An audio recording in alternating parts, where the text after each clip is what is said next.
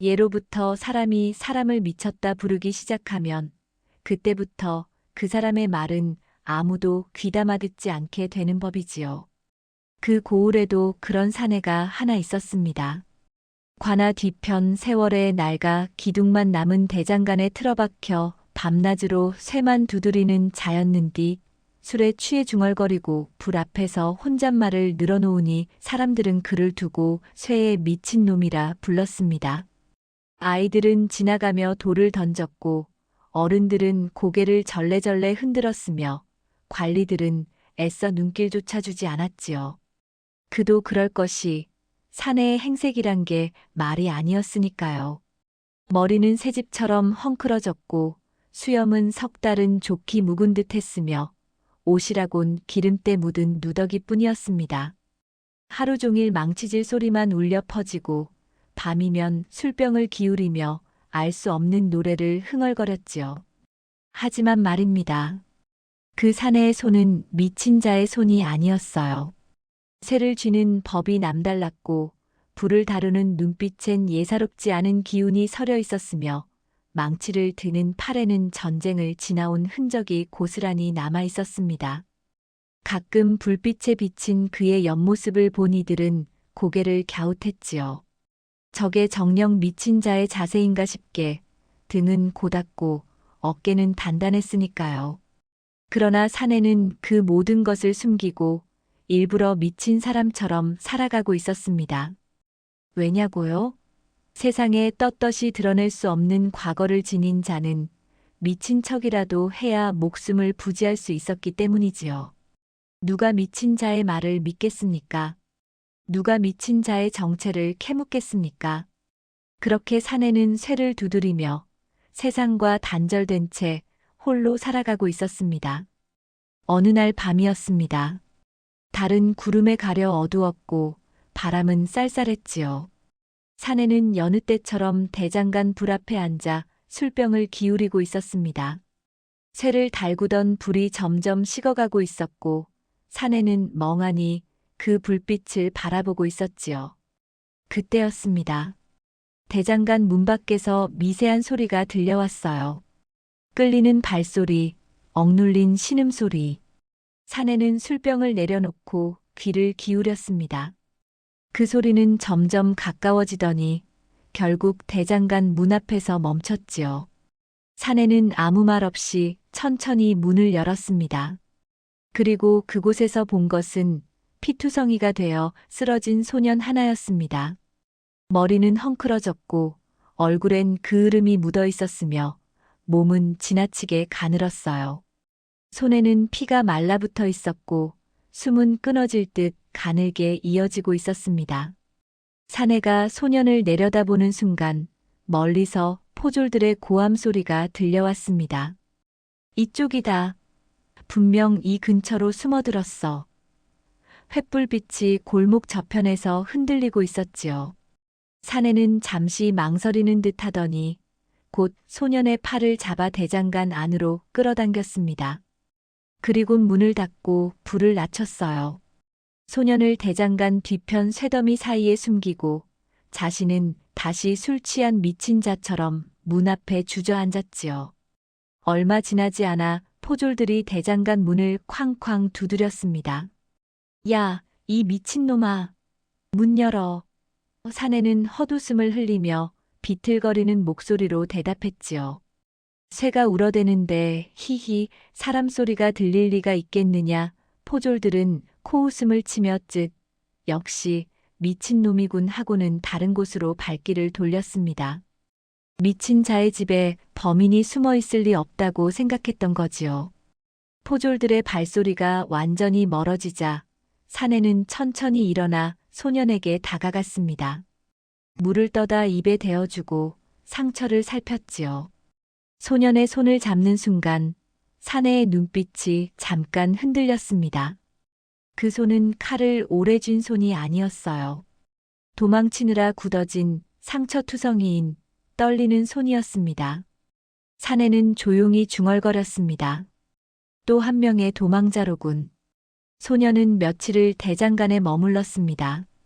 사내는 이름을 묻지 않았고 소년도 말하지 않았지요. 다만 고개를 숙여 고마움을 표시했고 사내는 아무것도 캐묻지 않았습니다. 둘은 말이 적었어요. 하지만 불을 지키는 시간만큼은 이상하게도 편안했지요. 사내가 쇠를 두드리면 소년은 풀물을 밟았고 사내가 술을 마시면 소년은 조용히 불을 정리했습니다. 낮에는 사내가 일부러 미친 척 연기를 했어요. 마을 사람들이 지나갈 때면 헛소리를 늘어놓고 술병을 흔들며 비틀거렸지요. 소년은 대장간 안쪽 어두운 곳에 숨어 숨을 죽이고 있었습니다. 그렇게 며칠이 흘렀고 소년의 상처도 조금씩 아물어갔어요. 하지만 소년의 눈빛만큼은 여전히 불안했습니다. 언제 다시 포졸들이 들이닥칠지 모른다는 두려움이 늘 그림자처럼 따라다녔지요.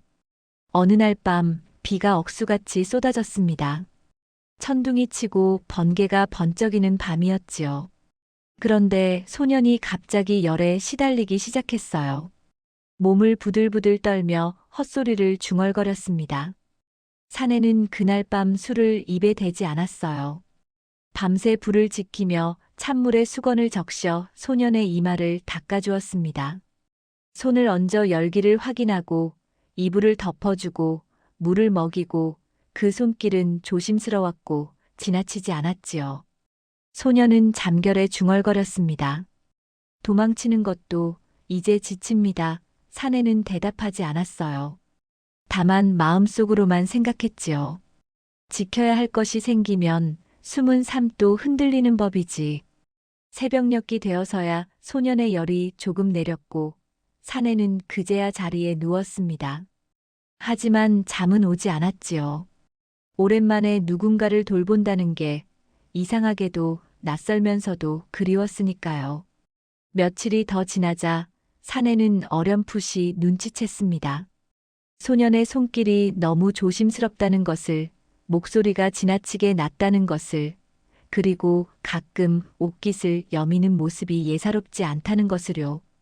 어느 날 저녁 소년이 물을 길어오다 옷이 젖었을 때 사내는 확신했습니다. 소년이 아니라는 것을. 하지만 묻지 않았어요. 알아도 모르는 척하는 것이 이 세상에서는 가장 큰 배려임을 그는 이미 알고 있었으니까요. 그러던 어느 날 밤 대장간 안은 유난히 고요했습니다. 밖에서는 가을벌레 소리만 들렸고 불은 작게 타오르고 있었지요. 소년이, 아니, 이제는 여인이라 해야 할 소년이 조용히 입을 열었습니다. 은인께서는 왜 저를 숨겨주셨습니까? 사내는 한참을 침묵하다가 대답했어요. 내가 미친 자로 사는 이유와 내가 소년으로 사는 이유가 같아 보였기 때문이다. 여인은 눈을 내리깔았습니다. 그리고 천천히 말했지요. 저는 처형당한 장군의 딸입니다. 사내는 고개를 끄덕였어요. 짐작하고 있었다. 여인이 놀란 눈으로 사내를 바라보자 사내는 쓸쓸하게 웃으며 말했습니다. 나 또한 기록에서 지워진 자다. 왕의 근위무관이었으나 역모로 몰린 이의 편에 섰다는 이유로 쫓겨났지. 목숨만 겨우 건져 이곳에 숨어 살고 있는 것이다. 둘은 한동안 말이 없었습니다. 다만 불꽃만이 타닥타닥 소리를 내며 둘 사이의 침묵을 채우고 있었지요. 그날 밤 대장간 안의 공기는 묘하게 달라졌습니다. 서로가 서로의 상처를 알게 된 뒤 둘 사이엔 이전과 다른 무언가가 흐르기 시작했어요. 말하지 않아도 서로를 이해하는 그런 기류 말입니다. 며칠 뒤 여인은 남자 옷을 벗고 제 모습을 드러냈습니다. 머리를 풀고 얼굴에 그을음을 씻어내자 그제야 본래의 모습이 보였지요. 사내는 처음으로 여인의 진짜 얼굴을 보았습니다. 그리고 그 순간 가슴 한편이 묘하게 요동쳤어요. 오랜 세월 굳어있던 마음 한구석이 조금씩 녹아내리는 것 같았습니다. 그날 밤 비가 다시 내렸습니다. 둘은 불 앞에 나란히 앉아 있었지요. 여인이 먼저 말했어요. 은인께서 아니었다면 저는 진작에 잡혀갔을 겁니다. 사내는 고개를 저었습니다. 나는 은인이 아니다. 그저 같은 처지의 사람일 뿐이지. 여인이 사내의 손을 가만히 잡았어요. 사내는 움찔했지만 손을 뿌리치지 않았습니다. 그날 밤은 길었습니다. 둘은 오래도록 이야기를 나눴고 어느새 서로의 과거를 조금씩 나누게 되었지요. 말이 끝난 뒤엔 침묵이 흘렀고 침묵이 끝난 뒤엔 또 다른 말들이 이어졌습니다. 그렇게 밤은 깊어갔고 대장간의 등불은 늦게까지 꺼지지 않았어요. 다음 날 아침 마을 사람들은 고개를 갸웃했지요. 어젯밤 대장간 불이 유난히 늦게까지 켜져 있더라. 미친놈이 또 무슨 짓을 한 건가? 하지만 아무도 그 안에서 무슨 일이 있었는지는 알지 못했습니다. 평온한 나날은 오래가지 못했습니다. 어느 날 아침 관아 앞 게시판에 수배령이 붙었어요. 처형된 역적 장군의 외동딸 도주 중. 신고 시 상금 지급. 그림까지 그려져 있었는데 그게 여인과 꽤 닮아 있었지요. 마을 사람들은 수군거리기 시작했습니다. 장군의 딸이라면 꽤 미인이라던데 어디 숨어 있을까? 잡히면 끝장이겠지. 사내는 수배령을 보고 돌아오며 마음이 무거웠습니다. 시간이 얼마 남지 않았다는 걸 직감했지요. 대장간으로 돌아와 여인에게 말했어요. 이제 떠나야 할 때가 온 것 같다. 여인은 고개를 끄덕였습니다. 알고 있었습니다. 언젠가는 이런 날이 올 거라고요. 둘은 그날 밤을 준비하기로 했어요. 달이 없는 밤 산을 넘어 이 고을을 벗어나기로 한 거지요. 하지만 세상 일이란 게 뜻대로만 되지 않는 법입니다. 그날 저녁 해가 지기도 전에 포졸들이 대장간을 포위했어요. 누군가 신고를 한 겁니다. 마을 안악내 하나가 며칠 전 대장간 안에서 여인의 모습을 흘끗 보고는 수배령과 비교해 본 뒤 관아에 고했던 거지요. 미친놈 대장간에 수상한 여자가 숨어 있습니다. 포졸들은 대장간을 에워쌌고 문을 발로 걷어찼습니다. 나와라. 안에 누가 숨어 있는 거 다 알고 있다. 사내는 문 앞을 막아섰지만 포졸들은 그를 밀쳐냈어요. 비켜, 이 미친놈아. 대장간 안으로 우르르 쏟아져 들어온 포졸들은 곧 여인을 발견했습니다. 여인은 벽에 등을 기댄 채 떨리는 목소리로 말했어요. 제가 그 사람의 딸입니다. 포졸 대장이 비웃으며 말했습니다. 역적의 딸년이 꽤 오래 버텼구나. 순순히 따라와라. 고분고분하면 고통은 덜 수 있을 게다. 여인이 고개를 떨구자 사내가 앞으로 나섰어요. 그 아이는 내가 데리고 간다. 포졸들이 비웃었지요. 뭐, 이 미친놈이 무슨 개소리를 그때였습니다. 사내의 눈빛이 변했어요. 미친 자의 얼굴에서 웃음이 싹 사라지고 그 자리에 차가운 살기가 서렸습니다. 포졸들은 본능적으로 한 걸음 뒤로 물러났어요. 저놈 눈빛 좀 봐. 사내는 천천히 대장간 구석으로 걸어가 천으로 덮인 무언가를 집어들었습니다. 천이 벗겨지자 그곳엔 칼이 있었지요. 예사칼이 아니었어요. 무관이 차던 왕실 근위대의 칼이었습니다. 사내가 칼을 빼들자 포졸들은 질겁을 했습니다. 저놈 미친놈이 아니야. 무관이다. 사내는 칼을 휘두르며 말했어요. 나 또한 기록에서 지워진 자다. 왕의 근위무관이었으나 영모라는 누명을 쓰고 쫓겨난 몸이지. 그러니 내 칼이 어디를 겨누고 있는지 너희도 잘 알 것이다. 포졸 대장이 칼을 빼들었지만 손이 떨리고 있었어요. 감히 광군에게 칼을 겨누다니. 사내는 비웃었습니다. 광군, 웃기는 소리 마라.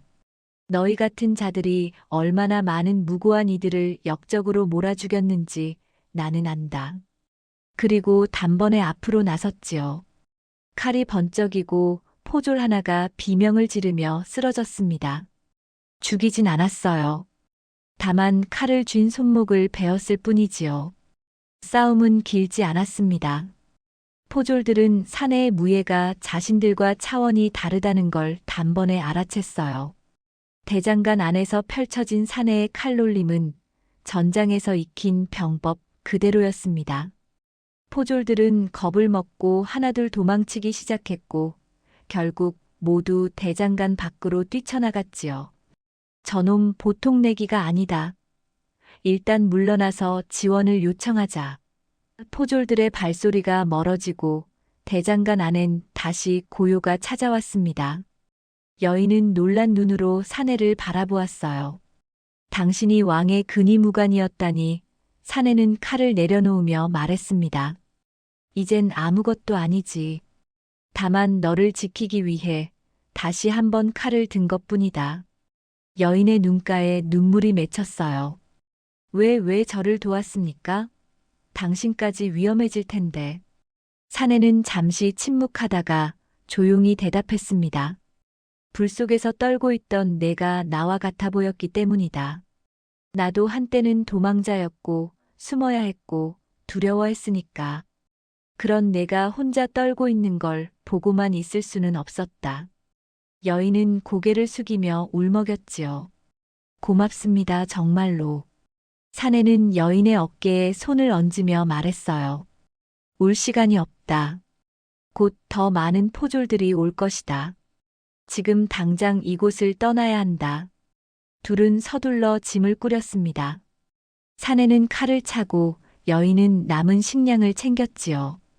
대장간에 불을 끄고 문을 잠그고 둘은 어둠 속으로 사라졌습니다. 뒤돌아보니 대장간 굴뚝에서 마지막 연기가 가늘게 피어오르고 있었어요. 그게 이 고을에서의 마지막 모습이었습니다. 세월이 흘렀습니다. 그로부터 몇 해가 지났을까요? 깊은 산속, 사람의 발길이 닿지 않는 곳에 작은 대장간 하나가 새로 생겼어요. 연기가 피어오르고 망치 소리가 울려 퍼지는 곳이었지요. 그곳엔 두 사람이 살고 있었습니다. 한 사람은 쇠를 두드리고 한 사람은 풀물을 밟았어요. 둘은 말이 적었지만 손발이 척척 맞았습니다. 가끔 산 아래 마을 사람들이 농기구를 고치러 찾아왔는데 그들은 고개를 갸웃했지요. 이상하게도 저 대장간 주인은 말이 없고 늘 미친 사람처럼 중얼거린다던데 그래도 솜씨 하나는 기가 막히다더라. 부부인지 남매인지는 모르겠지만 둘이 사이가 좋은 것 같던데 사람들은 여전히 사내를 미친 자라 불렀지만 이젠 악의는 없었어요. 그저 특이한 사람 정도로 여길 뿐이었지요. 어느 봄날 대장간 마당에 꽃이 피었습니다. 여인이 심어둔 꽃씨가 싹을 틀고 꽃을 피운 거예요. 사내는 망치질을 멈추고 그 꽃을 물끄러미 바라보았습니다. 여인이 다가와 물었지요. 무슨 생각을 하세요? 사내는 웃으며 대답했어요. 예전엔 불 속에만 살았는데 이제는 꽃도 볼 줄 아는 사람이 되었구나 싶어서 말이지. 여인도 웃었습니다. 저도 그래요. 예전엔 도망만 치느라 앞만 보고 달렸는데 이제는 뒤를 돌아볼 여유도 생겼어요.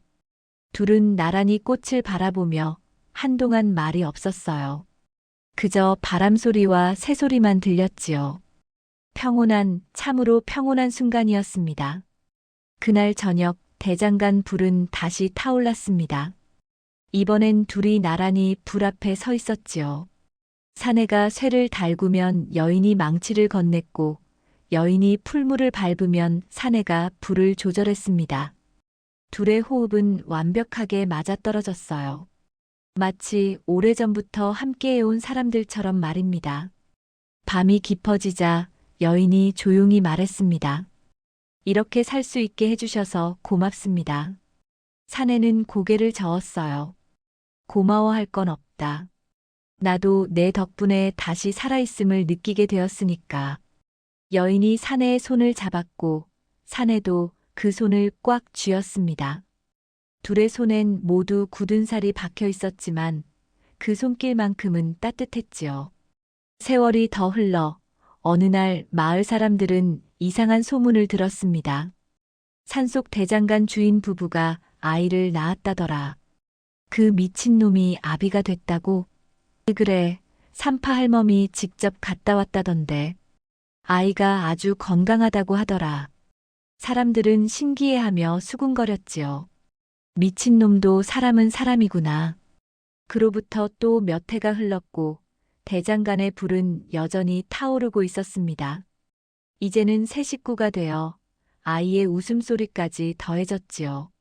사내는 더 이상 미친 척을 하지 않았어요. 할 필요가 없었으니까요. 세상은 그들을 잊었고 그들도 세상을 잊었습니다. 다만 서로만 있으면 충분했지요. 어느 날 저녁, 노을이 질 무렵이었습니다. 사내와 여인은 마당에 나란히 앉아 노을을 바라보고 있었어요.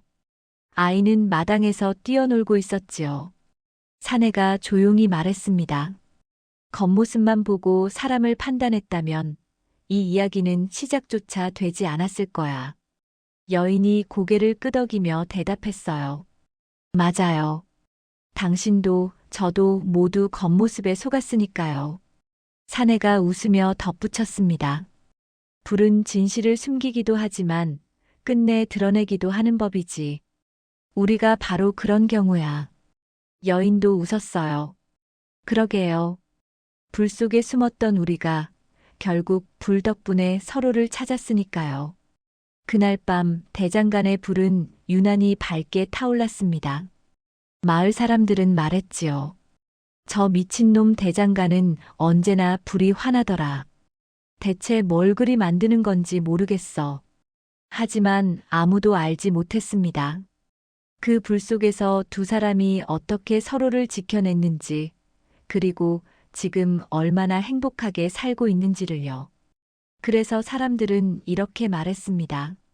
겉모습만 보고 사람을 함부로 판단하면 진짜 중요한 걸 놓치는 법이지. 미쳤다고 손가락질했던 그 사내가 알고 보니 누구보다 따뜻한 마음을 가진 사람이었으니 말이야.